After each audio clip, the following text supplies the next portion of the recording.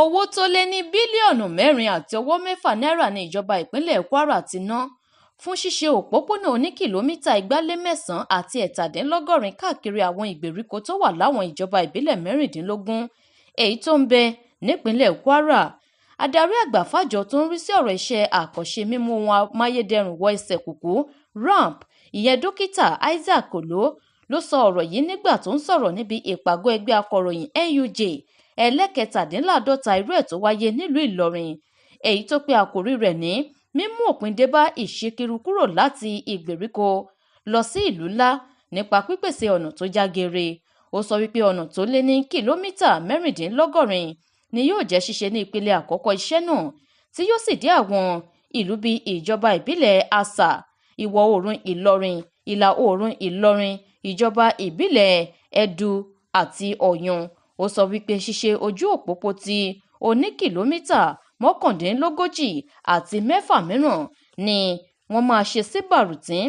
lọ́nà ẹnubodè orílẹ̀-èdè Benin àtàwọn míì. Adarí àjọ RAMP náà ṣe àlàyé pé ṣíṣe àwọn ọ̀nà ìgbèríko ọ̀hún eléyìí tí ìjọba dáwọ́lé ohun ni wọ́n ti gbé fún àwọn agbaṣẹ́ṣe tí yóò sì parí títí ọdún tó ń bọ̀. Bákan náà ló nàka ìkìlọ̀ tí ó sì pàrọwà sí àwọn ará ìlú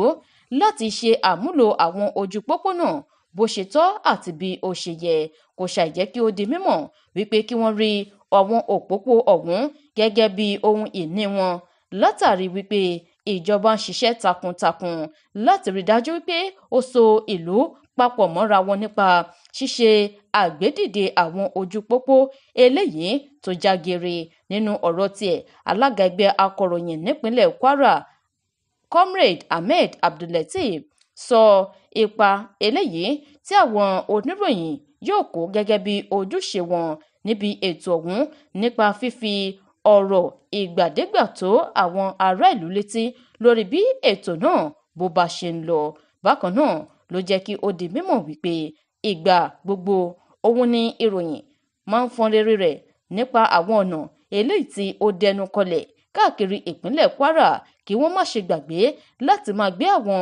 ọ̀rọ̀ eléyìí tó bá ní ṣe pẹ̀lú ipa ribiribi èyí tí ìjọba ìpínlẹ̀ ń kó láwọn ojú òpópónà eléyìí tí ìjọba bá ti náwó dé.